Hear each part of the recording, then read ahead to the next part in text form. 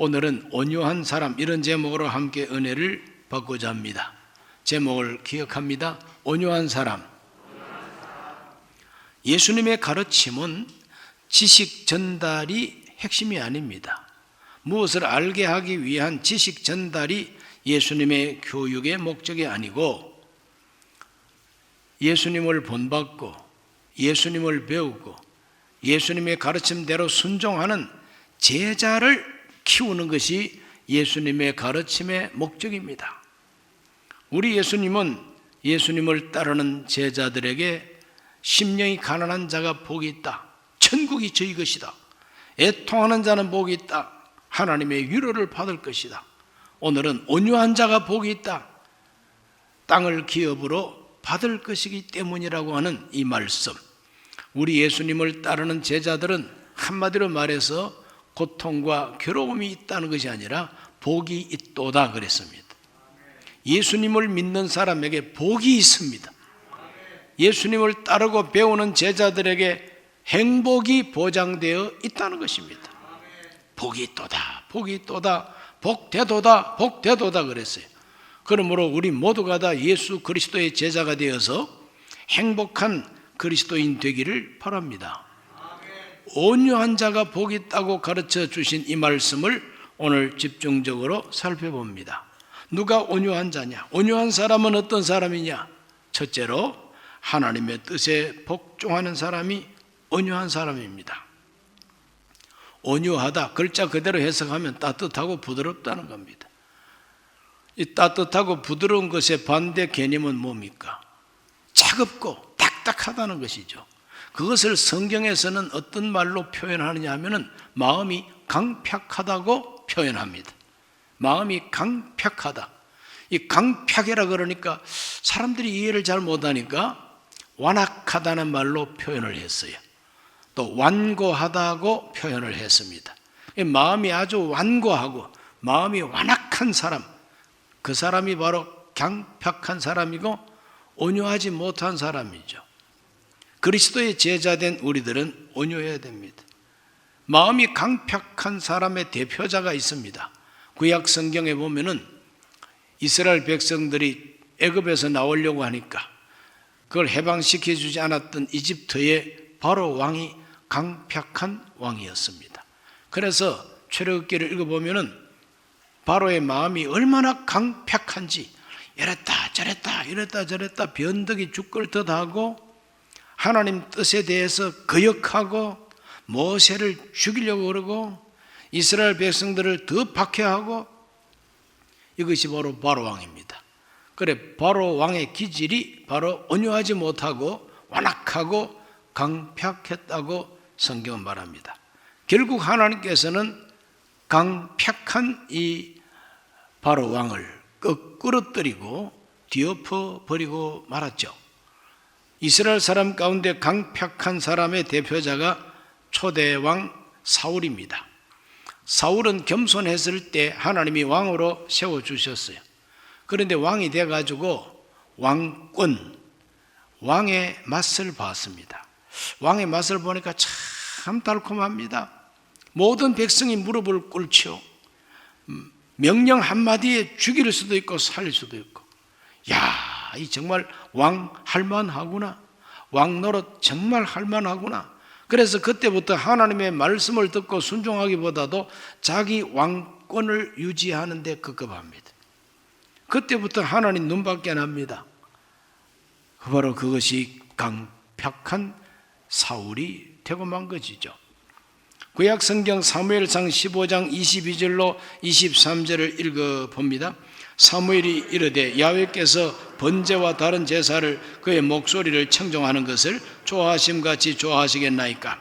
순종이 제사보다 낫고 듣는 것이 수양의 기름보다 나으니 이는 거역하는 것은 점치는 죄와 같고 완고한 것은 사신 우상에게 절하는 죄와 같음이라. 왕이 야훼의 말씀을 버렸으므로 야훼께서도 왕을 버려 왕이 되지 못하게 하셨나이다. 하나님이 사울 왕을 버린 이유가 무엇이냐? 바로 그가 하나님 말씀을 버렸기 때문에. 왜 하나님 말씀을 버립니까? 마음이 완고하고 완악해졌기 때문에. 그래서 그는 자기 명예와 자기 권세에 집중한 나머지 하나님의 말씀에 대해서 조금 더 신경을 쓰지 않습니다. 이것이 바로 온유하지 못한 모습인 것이죠. 그러므로 그걸 바꾸어 말하면 온유한 사람은 누구냐? 하나님 말씀이라면 복종하는 것입니다. 순종하는 겁니다. 유다 왕국과 이스라엘 왕국이 멸망한 원인이 목이 곧고 마음이 완악했기 때문이라고 역사서가 말합니다. 마음이 완악하다, 또 목이 곧다. 이 목이 곧다는 것은 자세가 똑바르다는 말이 아닙니다. 척추가 똑바르다는 말이 아니라 목이 곧다는 것은 하나님 앞에 굽힐 줄 모른다. 뻣뻣한 목이라 이 말이죠. 이 목이 뻣뻣해가지고, 그래서 목에 힘주지 말라는 말 들어보신 적이 있습니까? 교만한 사람을 보고 목에 힘준다 그럽니다. 목에만 힘주는 게 아니라 눈 아래도 힘을 줘가지고 움직이지를 않습니다. 째려봅니다. 눈가루 이러면서. 자, 그것이 바로 얼마나 교만한 겁니까? 굳어져 있는 모습인 것입니다. 부드럽지 않습니다. 그래서 이스라엘 백성들은 이 목이 뻣뻣하고 하나님 앞에 굽힐 줄 몰라, 경배할 줄 몰라, 말씀을 던져버리고 마음이 강팍하고 완악해져 가지고 하나님 말씀 던져버리고 자기 고집대로, 자기 좋을 대로 살아가니 하나님이 그들을 버렸습니다. 그것이 바로 왕국의 멸망으로 이어지게 되는 것이죠. 온유하다는 말은 따뜻하고 부드럽다는 말이 맞는 말입니다. 마음이 따뜻하고 부드러워요. 여러분, 따뜻하고 부드러운 것이 생명입니다. 사람도 몸이 따뜻하고 부드러우면 그건 살아있는 사람입니다. 그런데 몸이 차갑고 몸이 딱딱하게 굳어진 사람은 시체입니다. 죽음인 것이죠. 그러므로 온유하다는 것은 바로 하나님의 생명이 내 안에서 약동하고 있는 모습이죠. 그래서 하나님 앞에 부드러우니까 하나님 말씀 앞에 고개를 숙이고 허리를 숙이고 경배하고 하나님께 절하고 말씀이라면 무엇이든지 순종하겠다고 하는 그 마음이 온유하다는 뜻이다 하는 것입니다. 가장 온유하신 분 예수님, 우리 예수님은 하나님의 뜻이라면 죽기까지 복종하셨다고 빌립보 2장 8절이 말합니다. 사람의 모양으로 나타나사 자기를 낮추시고 죽기까지 복종하셨으니 곧 십자가에 죽으심이라 그랬습니다. 우리 예수님은 자기를 낮출 줄 아는 분입니다. 자기를 낮추었다는 것이 고개를 숙이고 허리를 숙이는 거 아닙니까? 부드러우니까 숙일 수가 있는 것이죠. 하나님의 뜻이라면 죽기까지 복종하셨다. 아버지 하나님, 내 원대로 마시옵고 아버지 원대로 되기를 바랍니다. 겟세마네 기도의 제목이 그겁니다. 아버지가 내가 죽음으로 많은 사람의 죄를 속량하는 제물이 될 수 있다는 것을 하나님이 가르쳐 주셨기에 우리 예수님은 순종합니다. 죽기까지 복종하겠습니다. 그래서 십자가에 죽으신 것이죠. 이러한 뜻을 따라서 이 세상에서도 온유라고 하는 이 말은 헬라 사람들, 그리스 사람들은 어떻게 이해를 하고 사용했느냐 하면은 야생마가 길들여지지 아니하면 아무도 그 말을 탈 수가 없어요. 말 안장도 얹지를 못하게 합니다. 가까이 가면은 막 찹니다. 말이 길길이 날뛰니다. 그런데 그 말을 길들여 가지고 곱비를 딱 잡고 제갈을 먹여서 그래서 이랴 그러면은 가고 서라 그러면 서고 그 훈련이 잘 된 말, 그 훈련 잘 된 상태를 가리켜서 온유라 그럽니다. 프라오스, 온유라 그럽니다. 황소가 얼마나 고집이 셉니까? 고집 센 사람을 황소 고집이라 그러죠. 황소 뿔이 얼마나 튼튼합니까? 그게 한번 들이받치면 죽어요. 덩어리가 막 태산 같죠. 이렇게 큰 체격을 가지고 힘센 그 황소라도 어떻게 길들입니까? 코를 뚫어요. 코를 뚫어가지고 코뚜레라고 하는 걸 여기다 탁 만들어가지고 이걸 땡기면은 코가 아프니까 황소가 곱비 잡은 사람 말을 들을 수밖에 없는 것이죠. 그래서 훈련을 시켜놓으면은 덩치가 막 산만한 이 황소라도 어린아이가 뭐라도 고분고분합니다. 그런 걸 보셨습니까? 서울 특별시에 사는 사람들은 몰라요. 촌놈들은 압니다. 저는 완전히 깡촌 시골 출신이니까 그런 걸 잘 알죠. 그래서 아이들이 집채만한 이 황소라도 아이들이 몰고 산에 가서 풀 뜯게 하고 또 집으로 데리고 오고 밭을 갈고 논을 갈고 짐을 싣고 나르게 하고 고분고분 순종 잘하는 황소, 그게 바로 온유라 그럽니다. 오늘 우리 모두가 다 온유하게 되어서 하나님을 내 덩어리에 모시고 하나님이 가자는 대로 가고 하나님이 서라면 서고, 그래서 하나님의 거룩한 뜻에 복종하는 온유한 사람 되기를 주의 이름으로 축원합니다. 이런 온유한 사람이 그 온유의 영성을 가지고 이 세상에서 정치를 하고 나라를 다스릴 때도 온유한 사람이 나라를 다스리면 그 나라가 행복합니다. 왜? 하나님의 뜻에 복종하니까. 또 종교적으로 하나님의 뜻이 아니라 할지라도 사회적으로 그 시대와 그 사회가 그 대다수 국민들이 간절히 원하는 게 뭔가를 알고 자기 고집, 자기 뜻이 아니라 백성들의 뜻이 무엇인가를 알고 백성을 섬기기 위하여 자기 뜻을 굽힐 줄 알고 복종할 줄 아는 사람이 온유한 지도자예요. 오늘 이 시대 대한민국에도 온유한 지도자들이 필요한 것입니다. 그리고 온유한 분들이 나라를 잘 다스리면 우리나라가 정말 복된 나라가 될 줄로 믿습니다. 그리고 두 번째로 이 온유라고 하는 것은 무엇이냐? 사랑의 성품을 가진 사람을 온유한 사람이라 그럽니다. 그 사랑은 어떤 사랑이냐? 아가페입니다. 아가페 사랑, 하나님의 성품, 아가페 사랑. 이와 같이 하나님 앞에서 아가페 사랑의 성품을 가진 사람이, 그 사람이 온유한 사람이죠. 온유라고 하는 것은 본질적으로 거룩한 성령의 열매라고 가르쳐주고 있습니다. 갈라디아 5장 22절과 23절은 이렇게 말합니다. 오직 성령의 열매는 사랑과 희락과 화평과 오래 참음과 자비와 양선과 충성과 온유와 절제니 이 같은 것을 금지할 법이 없느니라.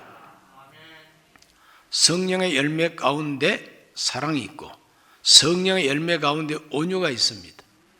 그러므로 하나님의 성령이 우리 마음을 붙잡고 마치 야생마를 길들이는 사람처럼, 황소 코를 뚫어서 길들이는 사람처럼 하나님이 거룩한 성령으로 우리 코를 뚫고 우리 입에 재갈을 먹이고 성질 부리지 마, 하나님께서 우리를 훈련시키면 온유하게 되는 것입니다.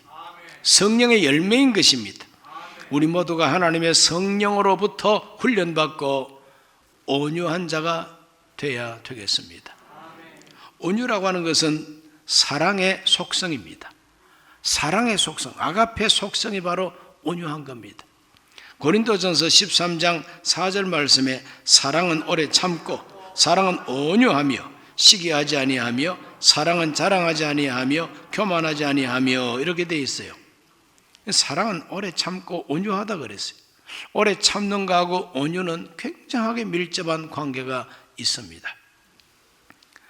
이 온유의 영성 속에 가장 두드러진 특성이 뭐냐 하면은 분노를 조절할 줄 알고 자기 감정을 잘 조절해서 언제나 이렇게 평정된 사람이죠. 자리가 잘 잡힌 사람입니다. 이 사람이 바로 온유한 사람이죠. 이랬다 저랬다 벌떡벌떡 화내고 뒤끝은 없어 그러면서 막 신경질 잘 내고 욕 잘하고 지푸라기 불처럼 우르르 하다가 또 나중에는 가만히 있고, 이러한 상태는 아직까지 길들여진 상태가 아닙니다. 온유가 아니다 이 말이죠. 온유가 무엇이냐? 분노의 감정을 잘 다스리는 절제와 오래 참는 인내가 바로 온유입니다. 그래서 구약 성경 잠언서 15장 18절은 이렇게 말하고 있습니다. 분을 쉽게 내는 자는 다툼을 일으켜도 노하기를 더디하는 자는 시비를 거치게 하느니라 그랬습니다. 그 진리의 말씀입니다. 분노를 쉽게 내는 사람, 그 사람은 언제나 가는 곳곳마다 싸웁니다. 그 사람의 별명이 뭡니까? 싸움닭이라 그럽니다. 쪼우지 않아도 되는데 그냥 성질이 뭐 같아가지고 가는 데마다 쪼아댑니다. 누가 쪼우면 좋아할 사람 누가 있습니까? 너만 성깔 있어? 나도 한 성질 한다 야. 이래가지고 그냥 다툼이 일어날 수밖에 없는 것이죠. 그러나 온유는 쪼우는 사람이 아닙니다. 온유는 쌈딱의 성품이 아니다 말이에요. 그래서 분노하지 아니하고 노하기를 더디하는 자는 시비를 그치게 하느니라 그랬어요. 잠언서 16장 32절을 읽어봅니다. 노하기를 더디하는 자는 용사보다 낫고 자기 마음을 다스리는 자는 성을 빼앗는 자보다 나으니라. 저 높은 성을 빼앗는 사람보다도 자기 속에 있는 자기 성을 정복하는 사람이 더 훌륭하다는 거예요. 오늘 우리 모두는 다 자기 성, 자라고 하는 자기 성, 자기 고집, 자기 자존심, 자기 욕심, 자기만 생각하는 거. 내가 제일이다. 내가 가져야지. 내가 잘 떼야지. 내가 더 많이 소유해야지. 내가 권세를 차지해야지. 내가 당선돼야지. 자꾸 자기만 생각하면 안 된다는 거죠. 그러므로 분노를 조절하고 노하기를 더디할 줄 아는 바로 그것이 온유입니다. 잠언서 19장 11절 읽어봅니다. 노하기를 더디하는 것이 사람의 설기요 허물을 용서하는 것이 자기 영광이니라 그랬습니다. 노하기를 더디하는 것이 참된 지혜라는 거죠. 진짜 슬기로운 사람, 진짜 지혜로운 사람은 노하기를 더디한다는 거죠. 또 복수하고 원수 갚는 것보다도 용서하는 것이 영광이라고 그랬어요. 뭘 자랑합니까? 내가 한 대 맞았다고 해서 상대방 2대를 때렸다고 자랑하는 거, 그거는 영광이 아니라는 거죠. 오히려 용서하는 것이 영광이라고 가르쳐주고 있습니다. 온유는 성령의 열매요, 온유는 아가페 사랑의 속성입니다. 그렇기 때문에 이 아가페 성품을 가진 사람이 바로 온유한 사람이라 이 말이죠.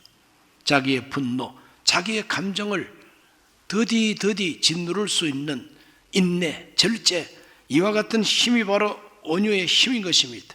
대한민국 국민의 질병이 있다고 합니다. 오늘 대다수 국민들, 대한민국 국민들이 제일 많이 가지고 있는 질병이 하나 있어요. 그걸 전문 용어로는 분노 조절 장애라고 합니다. 분노 조절 장애. 자기 감정을 잘 컨트롤할 수 없는 그 장애가 있다는 거죠. 바로 그것이 우리 대한민국 국민들이 많이 가지고 있는 질병이라고 평가한 신문기사를 읽은 적이 있어요. 분노 조절 장애가 어떻게 나타나느냐, 그걸 가장 쉽게 이해하려면 욱하는 성질, 욱하다가 그냥 두들겨 패고, 욱하다가 헤어지고, 욱하다가 잘 돼 가던 것을 깨버리고, 욱하다가 그만 산통 깨지는 겁니다. 그래서 이 욱하다가 성공한 적이 없고 욱해가지고 하나님께 영광 돌린 사람이 없습니다. 그래서 노하고 분노하고 막 화를 내고 그 분노하고 화를 내므로써 하나님께 영광 돌릴 수 없다 그랬어요. 성경은 조절이 돼야 된다는 겁니다. 절제가 돼야 된다는 겁니다. 오늘 우리 모두는 다 하나님 앞에서 온유하게 되시기를 바랍니다. 사람 중에 가장 온유했던 사람이 누구냐? 구약 성경에서는 모세라고 가르쳐 줍니다. 민수기 12장 3절 말씀에 이 사람 모세는 온유함이 지면의 모든 사람보다 더하더라 그랬어요. 이 땅에 사는 모든 사람보다 모세가 더 온유한 사람이라고 하나님은 평가하셨습니다. 모세가 정말 온유한 사람입니까? 온유하다는 것은 부드럽고 따뜻하다. 또 흔히 말해서 온유하다 그러면 좀 약한 사람, 줏대가 좀 약한 사람. 온유한 사람은 꼭 여성적인 사람, 수동적인 사람, 그렇게 이해를 하는 것이 쉽게 이해하는 온유입니다. 그러나 모세는 그런 사람 아니지 않습니까? 모세는 나이 40세에 자기가 히브리인의 아들이었다는 것을 발견하게 됩니다. 그때부터 그 속에 믿음이 들어옵니다. 믿음이 들어왔어도 모세는 한성질했어요. 그래서 어떤 사람이 히브리인을 괄세하고 박해하는 걸 보고 화가 나가지고 너 이리 와. 너 왜 우리 민족 괴롭혀? 당장 목을 치고 땅에다가 묻어버렸다고 성경이 말합니다. 그게 온유입니까? 성질 난다고 목 치고 땅에다가 묻어버리는 게 온유가 아니잖아요. 모세는 그렇게 아주 과격한 사람이었습니다. 그런데 그 모세를 보고 하나님이 가장 온유한 사람이래요. 그것은 나이 40에 혈기방장할 때 모습이 아니라 그 후에 미디안 광야에 가서 40년 동안 목자 생활을 하면서 성질이 다 깨어지고 자기 포부와 야심이 다 깨어지고 내 주여 뜻대로 하시옵소서 이런 상태가 되었을 때에 하나님은 모세를 온유하다 하셨습니다. 그러한 목자의 마음을 가지고 이스라엘 백성들을 출애굽을 시켜서 또 40년 동안 목자와 같이 이스라엘 백성들의 목자가 되었습니다. 얼마나 속을 썩히는지 정말 이스라엘 백성들은 모세의 속을 있는 대로 다 긁어놨어요. 그래도 모세는 그 백성들을 저주하지 않습니다. 원망하지 않습니다. 끝까지 참아냅니다. 심지어는 자기 누나하고 자기 형이 자기를 비방하더라도 참아냅니다. 바로 그걸 가리켜서 하나님은 온유하다고 하는 겁니다. 오늘 우리 모두가 아가페 사랑의 성품을 가지고 참아낼 수 있으시기를 바랍니다. 참아낼 수 있으시기를 바랍니다. 가야 할 목표가 저기 있다. 그러므로 이 길을 끝까지 가기 위해서 소소한 것은 다 참고 견디는 것이죠. 그것이 바로 온유입니다. 신약 성경 넘어와 보면은 누가 가장 온유한 자냐? 예수님이십니다. 우리 예수님은 마태복음 11장 28절에서 30절에 이렇게 말합니다. 수고하고 무거운 짐진 자들아 다 내게로 오라. 내가 너희를 쉬게 하리라. 나는 마음이 온유하고 겸손하니 나의 멍에를 메고 내게 배우라. 그리하면 너희 마음이 쉼을 얻으리니 이는 내 멍에는 쉽고 내 짐은 가벼움이라 하시니라. 누가 온유한 자냐? 예수님을 배우는 사람이 온유한 사람입니다. 우리 예수님께서는 제자들에게 자기 십자가를 지고 나를 따르라 그랬어요. 자기 십자가가 내가 짊어져야 할 짐이다 이거죠. 그 십자가는 본질이 무엇이냐? 사랑입니다. 사랑하기 때문에 참아야 되고 사랑하기 때문에 손해봐야 되고 사랑하기 때문에 희생해야 되는 것이 십자가인 것이죠. 그러므로 사랑의 성품을 가진 사람이 온유한 사람이라는 것을 확실하게 가르쳐주고 있습니다. 우리 모두가 하나님 뜻이라면 복종하고 죽기까지 사람을 대할 때에 아가페 사랑으로 대함으로 분노하지 말고 함부로 화내지 말고 오래오래 참을 수 있게 되시기를 주의 이름으로 축원합니다. 세 번째로 누가 온유한 자냐? 온유한 자는 결국 땅을 기업으로 받는 사람이라고 예수님은 가르쳐 주십니다. 땅을 기업으로 받을 것이며 이스라엘 백성들이 40년 광야 생활을 하고 마침내 가나안 땅에 들어갔습니다. 어떻게 그 젖과 꿀이 흐르는 땅을 차지할 수가 있습니까? 40년 훈련 받았기 때문에 하나님은 들어가게 해 주신 것입니다. 사람이 뜻으로만 사는 것이 아니요 하나님의 입에서 나오는 말씀으로 사는 줄을 알게 하려 함이라. 알아야 된다는 거죠. 그건 지식이 아니라 경험을 통해서 하나님 말씀대로 살아야 그 땅을 차지할 수가 있다는 것을 하나님이 가르쳐 주었습니다. 오늘날도 마찬가지입니다. 저와 여러분 하나님께서 내게 주시는 축복의 땅에 들어가려면 온유하셔야 돼요. 순종해야 됩니다. 훈련해야만 됩니다. 성령의 훈련을 받아야만 됩니다. 시편 37편 7절에서 9절을 한번 읽어봅니다. 야훼 앞에 잠잠하고 참아 기다리라. 자기 길이 형통하며 악한 꾀를 이루는 자 때문에 불평하지 말지어다. 분을 그치고 노를 버리며 불평하여 말라. 오히려 악을 만들 뿐이라. 진실로 악을 행하는 자들은 끊어질 것이나 야훼를 소망하는 자들은 땅을 차지하리로다. 땅 차지하는 사람이 온유한 사람이죠. 누가 땅을 차지할 수가 있느냐? 악한 사람들 때문에 불평하고 원망하고 욕하고만 있지 말라는 것이죠. 요즘 아무개 욕하는 사람 참 많습니다.